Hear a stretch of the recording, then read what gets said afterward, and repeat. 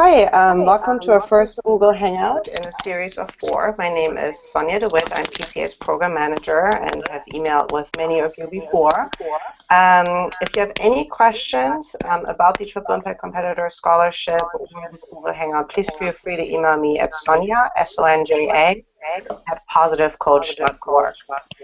Today we're going to be talking about college applications, but I also want to make you aware of the next few Google Hangouts that are coming up.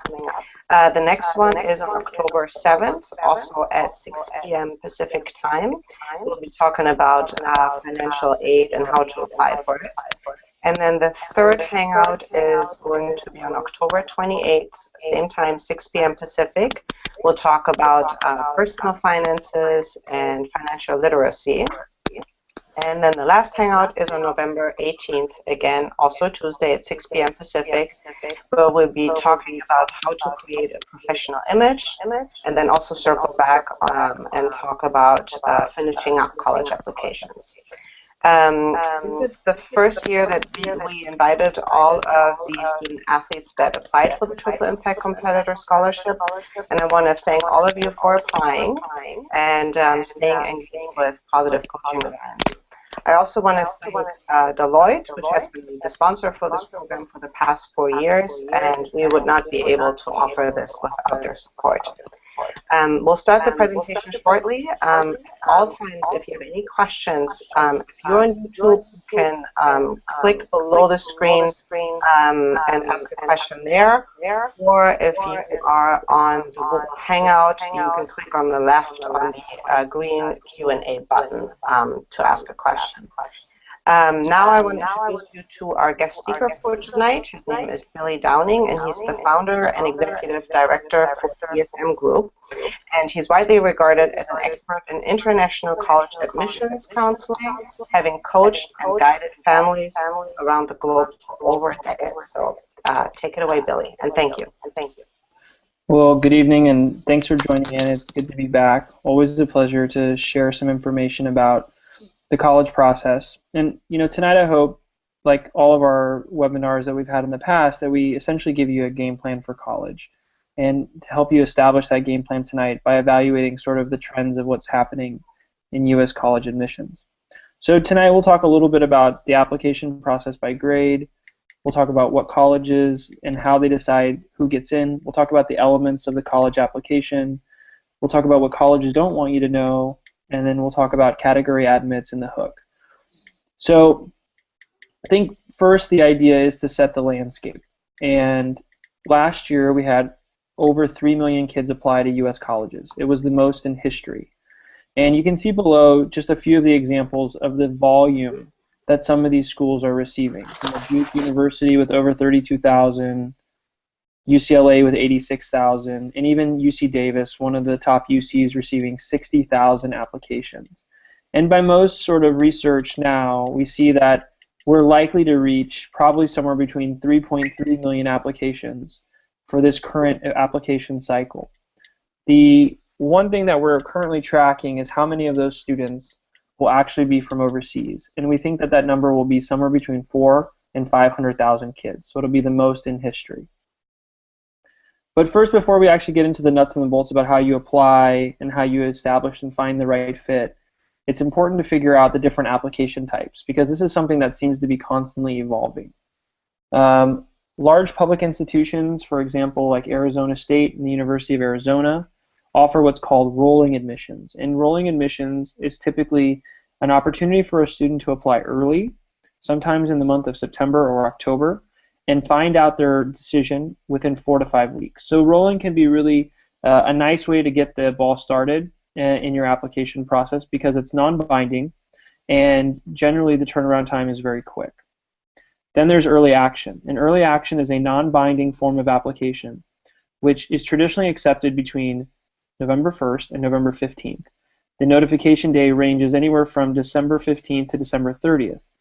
The positives of early action is you're notified earlier than regular decision, but there's no commitment on your part as the student, meaning you have until May 1st to let them know if you plan to attend. which is offered by only 4 universities in the United States, Stanford, Harvard, Princeton, and Yale, is also non-binding in the sense that if you're accepted to Stanford or Harvard or Princeton or Yale, you have until May 1st to let them know. However, with single choice early action, you're only allowed to apply to truly one school. Now, each of those universities has a slightly different take on this rule. For example, at Stanford, if you apply in the early action single choice round, you are allowed to apply to one out-of-state public university.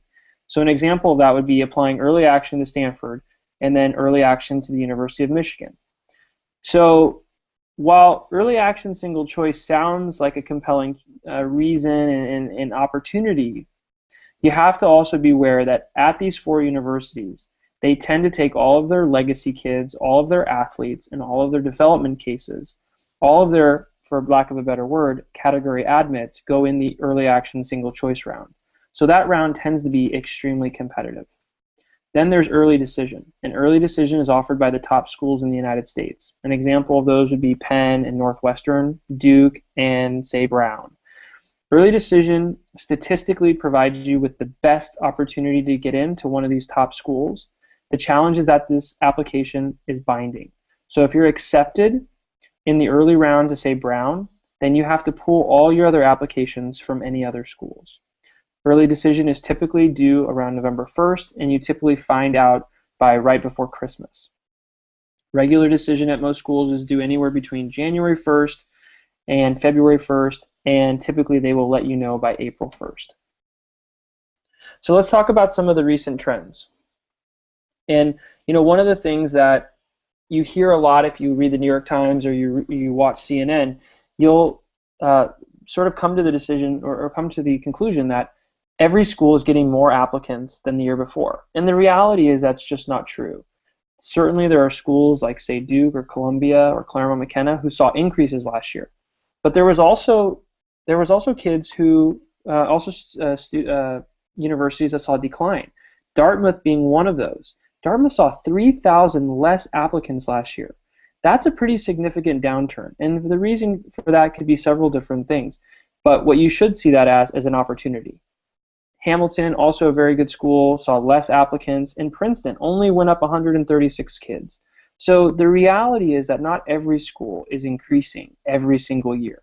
And so you shouldn't use the number of applications that a school receives for a reason to not apply there. If you think that school is the right fit and you believe that you're a compelling candidate for that school, then you should try and apply. So some of the other trends that we've seen over the last 3 to 4 cycles is one, more kids applying to more schools. And this is pretty significant because in some cases you have kids applying to 20, 30, 35 schools, which is just ridiculous. The reason that causes a level of concern for universities is because the universities in admissions don't know who's real. They don't know if you're applying to their school because it's your top choice.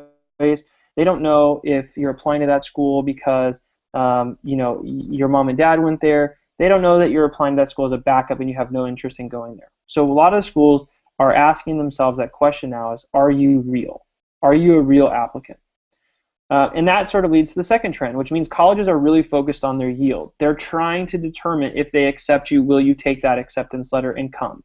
And if they think for 1 second that you are not a true applicant and that you might defer and go to another school, then you're likely, even if you're qualified, you're likely to not get that acceptance letter. And they may put you on the wait list to sort of see how serious you are. And so that leads us to the wait list. More schools than ever before are utilizing the wait list. In fact, the UC system, which has never in its history utilized the wait list, started doing so 2 years ago. And the reason the wait list has become important is, I think if you were to look at it, say 5 to 10 years ago, the wait list was like the nice way of rejecting people. Basically saying, hey, you're not accepted, but you're not rejected, and we're going to put you on the wait list. And most schools rarely went to their wait list. Now schools are in the first batch of applications, first batch of acceptances, are accepting a fewer group and waiting to see what their yield is and putting a larger group of kids on the wait list and then going to that wait list during the acceptance period. The other thing that we're seeing a lot of, and I'm sure many of you are also seeing this, is a greater push for international students. And The reason for more international students, or the desire to have more international students, is really twofold. One, in most cases, international students pay more money to be at the same university, and two, it causes and creates a sense of diversity. The last thing that I wanted to talk a little bit about in terms of the recent trends is this idea of demonstrated interest, and we've touched on that a little bit in the prior slide. But the idea here is that you have to make each school truly, truly, truly believe that they are your top choice. That means writing to them, that means visiting, that means asking for an interview, that means getting additional letter of recommendation, that means contacting professors who are teaching in the school or a department that you're interested in. You have to go above and beyond. So let's talk about a couple of case studies and kind of see what's happening in different parts of the United States. 10 years ago, TCU was not a very well-known school outside of Texas. It's always been a really good school and always been a really strong school within the state of Texas. And 10 years ago, TCU was nearly 90% from Texas. Now it's only 48%, with the other 52% coming from out of state or foreign. And the reason that this is significant is because it's creating a displacement in other states. For example, kids from California are coming to Texas, TCU, SMU, Baylor, meaning that there's less and less kids from Texas going to school in Texas. And so those kids in Texas are looking at schools in Colorado, they're looking at schools in the South, or they're looking at schools in California. And so it's sort of this idea of musical chairs, kids from California coming to Texas, kids from Texas going to Colorado, kids from Colorado going to New York. And as you see this, you're seeing even these public schools who have historically had a large percentage of their freshman class or their overall population from in-state. You're seeing many of them change this. And for a school like TCU that's in Fort Worth, Texas, it's very Texan. For it to be 48% from Texas is a really significant shift. But I think perhaps the scariest stat and trend that we're seeing and strategy that you have to think about is the percent of the freshman class that's being taken in the early round. So last year, Duke took nearly 47% of their freshman class in early, Penn 49%, Haverford 45%. I mean, these are big chunks of freshman classes that are essentially spoken for.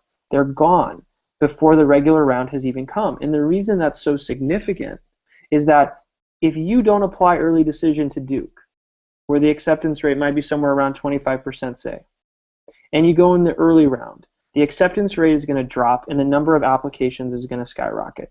So you're at a statistical disadvantage if you don't apply early decision to some of these schools, especially when you look at these schools that are taking nearly half of their freshman class. And a lot of people ask the question, why are these colleges doing that? And the decision really is a monetary one. If I'm a university president and I can make my budget in December or January by filling half of my class for full pays, then I'm going to do that. And you're seeing more and more schools do that. This slide just sort of gives you an idea of the acceptance rates of early action programs, early decision programs. There's Duke at that 25%, Penn at 25%. In the regular round, Penn's probably 8 or 9%. So an 8 or 9% acceptance rate versus a 25% acceptance rate, that's about as telling of a statistic and is about a telling as a reason why you would want to go early decision as you can find. And even with their early action rates, still very competitive. Notre Dame, one of the best schools, definitely in the top 25, 35 in the country in terms of experience, accepting nearly 44% of their early action. So here just gives you an idea of where the rates were last year. Stanford was at 5%, Harvard at 5.9%.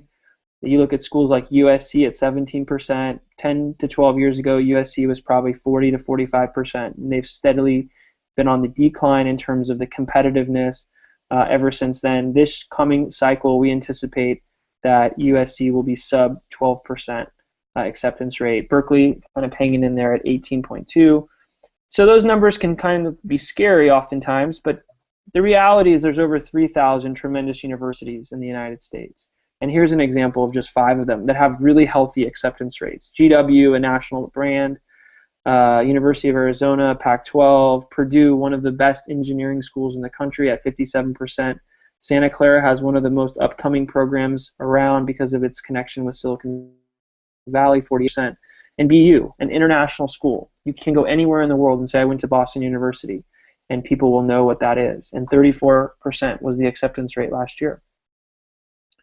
For those of you who are considering the University of California system, there's a couple things to consider. First and foremost, the UCs are currently $1 billion in deficit. What does that mean for students? Essentially, it means a reduction in student services. It means a reduction in the opportunity for quality staff and full-time professors, leading to the hiring of more part-time adjunct professors. And it also means that it does become more competitive to get those classes because sometimes not as many sections are available of those classes because they can't afford to pay the what's called the GSIs, the graduate student instructors. But for those of you who are interested in the UCs, the UC still presents one of the best public school educations in the world. Berkeley and UCLA are commonly known as two of the best public universities in the country, but right behind them is Davis and Santa Barbara and UC San Diego. These are schools that are extremely competitive, and now many of the UC schools are in the top 50. The great thing about this for California residents is despite all the budgetary issues we've had in California, the reality is that a UC education will still cost you only half of what a private school tuition will cost you. So despite there's been budget issues and a rising cost and tougher to get your classes, it's still significantly cheaper to go to the UC. And when you have the opportunity to attend one of these universities, it can be a compelling case versus attending a full-pay private school. But a lot of people know that, and the statistics reveal that. Berkeley had 73,000 applications last year, UCLA 86,000. With transfer and graduate student applicants, UCLA reached 99,000 applications. It was the most applied to school in the world. But we'll continue to see this happening for the next, and with 148,000 unique applicants last year, we really think that we'll probably hit 175 this year. So it does make it a little bit more competitive each subsequent year. And that, again, like we said, will lead to a reduction in student services, continued price increases, and again, you're going to see a greater pool of out-of-state kids coming into the UCs because those students will pay double what a California resident pays. So I just had this slide in here just because I also, this is sort of going back to what we said at the beginning. A lot of people in the state of Texas complain that the acceptance percentage or the number of kids totally being accepted to the University of Texas at Austin, which is also another one of those tremendous public school universities, is that there are not enough kids getting in. It's way less kids that are getting in, and the reality is that's actually not true. If you look at the admitted numbers over the last 5 cycles, the number of kids being admitted is relatively the same within the plus or margin. The challenge is the big red box at the bottom. It's just that fewer in-state students are being enrolled, and that again is what we talked about earlier. Is that big public universities are taking out-of-state students in a larger position because they want those out-of-state tuition dollars. And at the University of Texas Austin, in 2008, it was 98% in-state. 98%. And just 5 years later, it's now 71%. Those numbers are extremely, extremely telling. So I'm just, it's very hard in these types of situations on the webinars to know exactly what grade everybody's in. But if you're a 9th grade, just starting your high school experience, it's very important to understand that the game has started. Your grades count. Your class schedule is part of your transcript. Colleges are evaluating your activities and clubs, and it's really important for you to think about what you're doing in the summer. 10th grade becomes vital to take the PSAT and start visiting colleges and universities and start to build that relationship with your college counselor at school. Your college counselor at school is the one that writes your secondary school report. They write a report for you when you apply to college. Having a tremendous reputation, relationship, kind of courtship with that college counselor is extremely important. Also, be thinking about teachers who could write a letter of recommendation for you. That is really, really key. And then continue your outside in clubs, activities, leadership. Your leadership role is so, so important. And so if you can do a club, or you can do a sport, or you can be involved with PCA, or you can be doing whatever, you know, senior year, because you need to essentially put that on there for your applications and saying, look, hey, as a senior, I've been doing this for 4 years. This isn't something I just started. SAT prep becomes important, and if you're an athlete, reaching out to colleges. 11th grade, taking the PSAT, taking the SAT, subject test, finalizing your college list, and starting to think about early action and early decision. So hopefully that gives you an idea. Junior year is very busy, and I'm sure those who are seniors have kind of already hit these goals. And now when you come to 12th grade, the most important year, many will tell you, you have to start those college applications in the summer, and if you haven't started them yet, you better start them tonight. Register for the common application and fill out your activity worksheet. Your activity worksheet essentially is your resume. Continue to take a strong course load, either your 7th semester or your first trimester. These grades this year really, really count. Be sure to submit your application early. Generally, that means 2 weeks before the deadline. Last year, many of you may have had friends who were applying to college and saw what happened to the Common App. The Common App essentially crashed 2 days before the deadline, sending kids into kind of a tailspin. So don't wait till the last minute to submit. Along those lines, documentation to your school officials so they can write your letters and take care of your transcripts. Do that at least 30 to 45 days before any deadlines. So let's talk about now, once you've applied, your application's there. You've done the hard work. Now let's talk about the way that they evaluate it. And the first thing that many of these universities are going to look at is your rigorous curriculum. Did you take AP classes? Did you take IB classes? Did you take honors classes? Did you go above and beyond your school classes? Did you take classes in college or community college or online? Then they're evaluating your GPA. And some schools look at weighted versus unweighted. Important to understand what GPA is that school looking for when you're filling out the application. Don't give them unweighted if they want weighted. Class rank, if your school ranks, becomes very important, because if you have multiple kids from the same school during the same application period, they're looking for a way to distinguish between those kids, because obviously they can't take everybody who's applied. They're also looking at your SAT, your ACT, your subject test.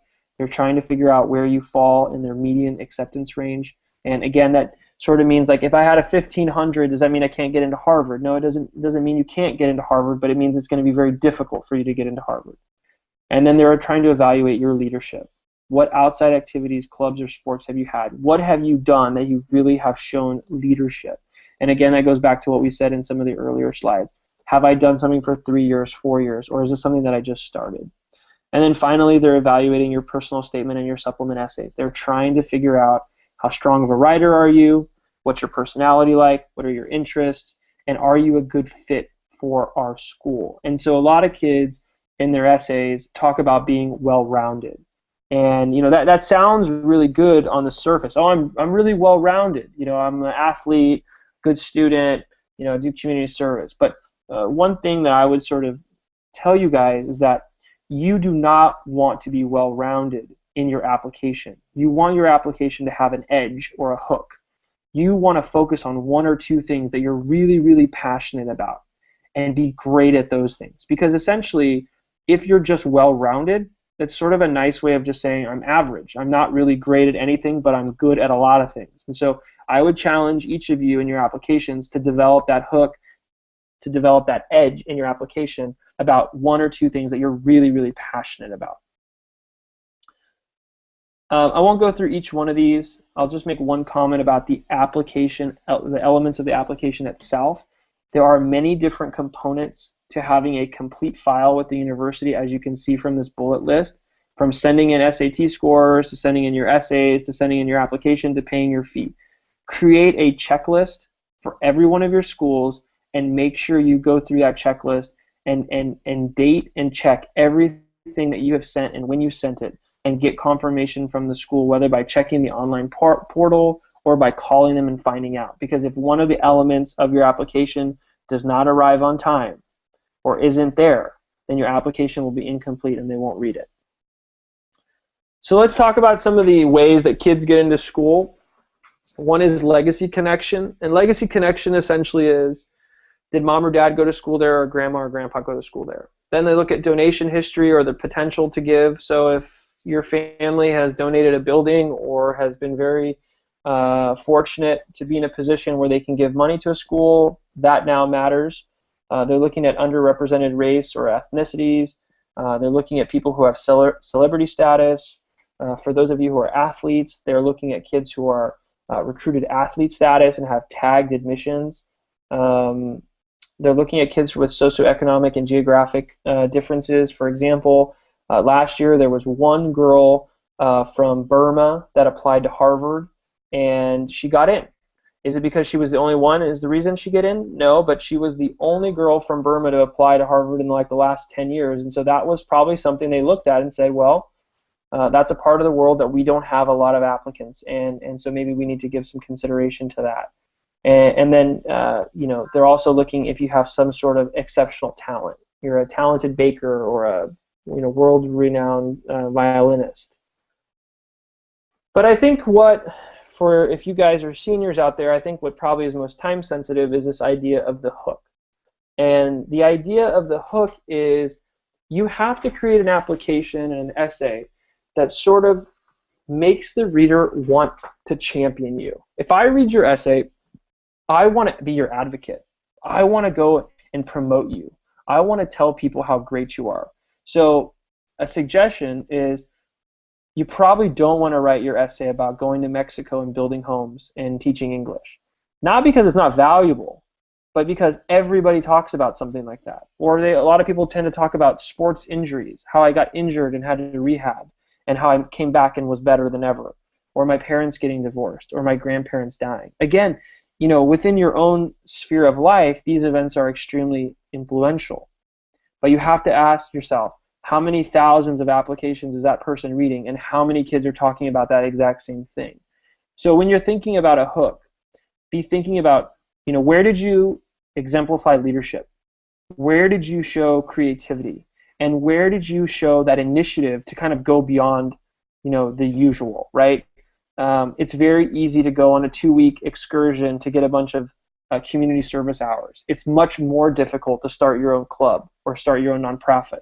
So be thinking about things that, are inherently, intellectual, academic, they're service-oriented, and this idea of sort of running against the type, I think, is really, really important.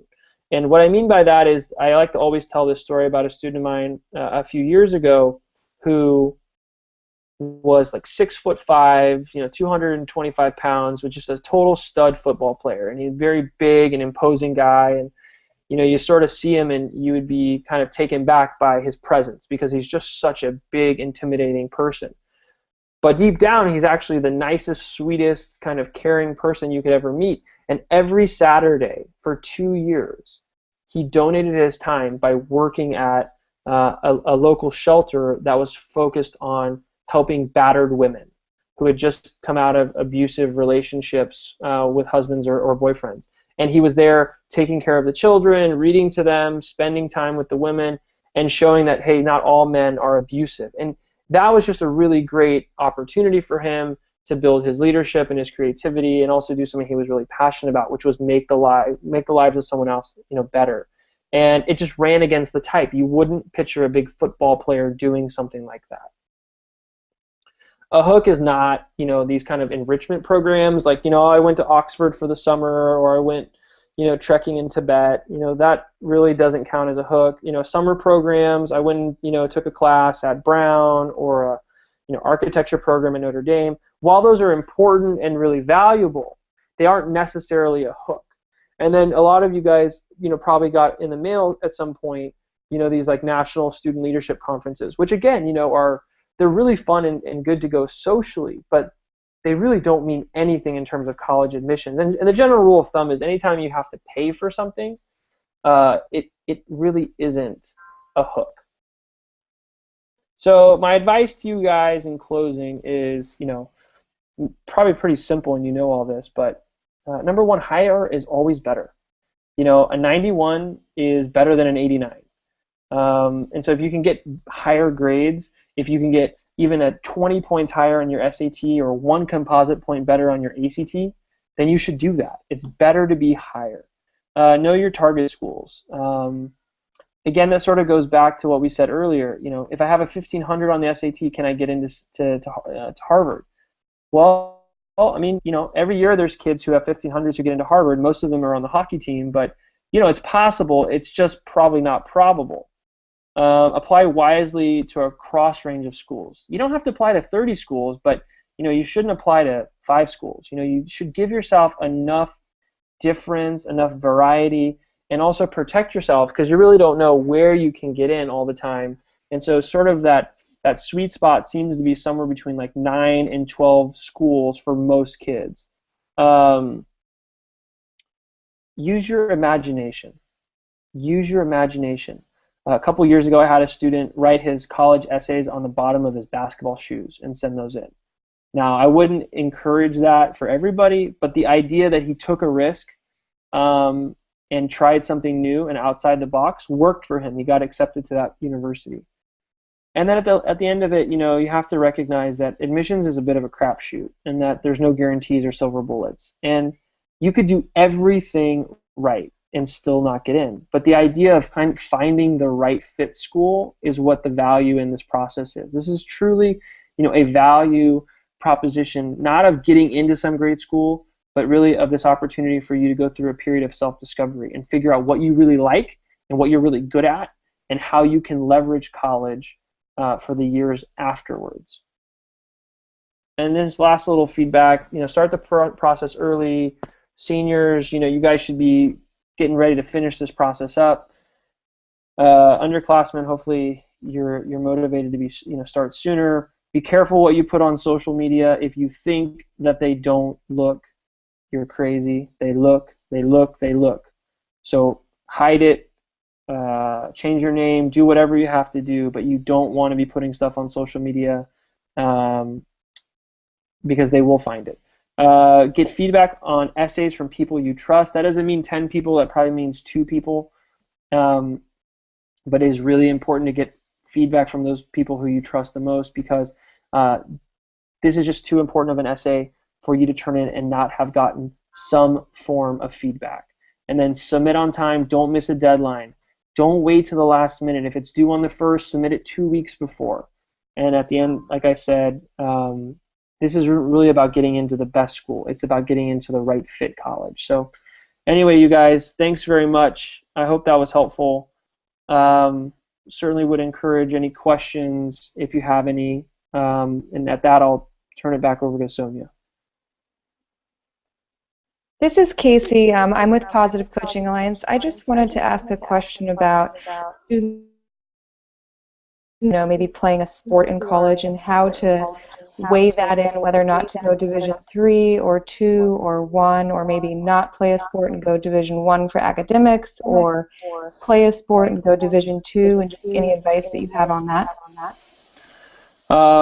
Well, having played Division I soccer at Cal and having gone through that experience, you know, I will tell you that, you know, playing college sports is a very valuable life lesson.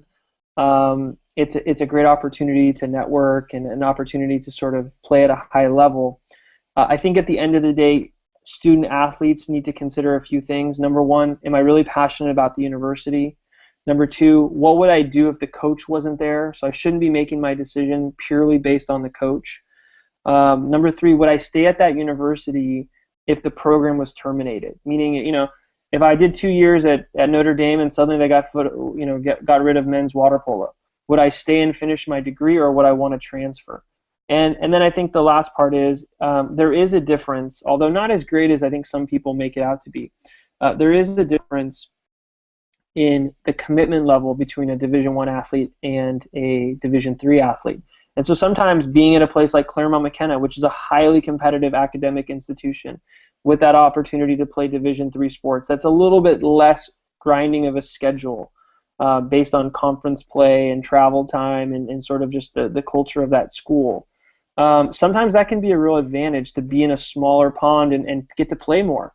Oftentimes, you know, kids who go in at the Division I level sit for a couple years because the competition on that team is is very is very competitive. So, anyways, just some thoughts on that. Hopefully, that's helpful. Thanks. And then just one other question. Do you have any recommendations for literature on how to write a really good essay or develop a hook that you talked about? You know, there's several books on Amazon, which I could pull them up and send them to you guys, and you could forward to the group. But you know, Cal Newport has a book about how to be a high school superstar, which is pretty interesting. There's another one out there, how to write a killer essay, and I think there's another one that's basically a catalog of all Ivy League essays, which I don't remember the name of it, but you know, there's a variety of books out there, and you can kind of search around. I'm not sure that any one's better than the other, but you know, anytime you can get kids to look at essays from past years to sort of brainstorm and get ideas, that you know, that can be helpful. The other thing I would really suggest is talking to kids who went to the same high school as you, who are now in college, and asking them to see their essays and to see if they would share with you, because a lot of times they will, especially if you're looking at similar schools, and that can often be a very helpful opportunity, because sometimes when you look at these books, you wonder how long ago these essays were out there, and if you get it from somebody you know and trust, it can be oftentimes a better way. Great, thanks. And then one last question: as a student athlete, a high school student athlete, how is the best way to go about asking for letters of recommendation, and how should I approach, you know, that teacher, or how do I decide which teacher to ask? So to answer the second question first, you always want to choose the teacher or teachers that know you and love you the best. These people have to write that you walk on water. And so a teacher who's, you know, you're asking because maybe he's the head of the department, or because you got an A in that class, you know, that's not a good enough reason. That teacher you need to have a relationship with. They need to know you intimately. They need to know sort of what kind of schedule you have, athlete, and they need to be able to talk about your character, because they really shouldn't talk about your grades or anything really academic, because reading through the application, we know that. We know what your grades are. We know what your test score. You know, at the end of the day, we're trying to understand what have we not learned about this student from the application, and that's where the letters of recommendation come in. So if you have a teacher or a group of teachers that really know you and can share something new and different, that's what we're looking for. Great, thanks. Sonia? You know, one more thing that we talked about in previous years, Billy, a lot of the student athletes on the line are student athletes that may want to consider playing varsity when they are in college. And in the past year, talked a little bit about the Eligibility Center, or formerly known as the Clearinghouse. Can you talk a little bit about that? Yeah, you know, a lot of people make that out to be a bigger deal than it really is. The Eligibility Center is essentially a warehouse of financial academic records and test scores. And you know, at the end of the day, they just want to know that you're eligible. So they're looking at your transcripts and your SAT and your ACT, and that's really it. So if you are a student athlete and you're considering, you know, playing at the next level, you do have to go through the Eligibility Center. It's very easy to go online and do that and sign that up. I think it's about $65. But at the end of the day, it's not really anything you have to worry too much about. One thing you would have to do is, if you do get invited for a official visit, they will ask you for your PIN number from the NCAA so they can cross-reference and make sure that you are eligible. And at the end of your high school career, you do have to do a amateur certificate, which basically confirms that you are an amateur and eligible to play NCAA athletics. So, you know, it's good to do it, obviously, but it's not really a big issue. Not to make it or break it. Well, thank you very much, Billy. I think we answered all the questions that came through. Would you be available for any further questions if they should come up after this Hangout? Yeah, anybody feel free to email me or shoot me a message. Happy to help if I can. Great. Thank you so much for your time, Billy. We really appreciate it, and hopefully talk to you next year. Thanks, guys. See you.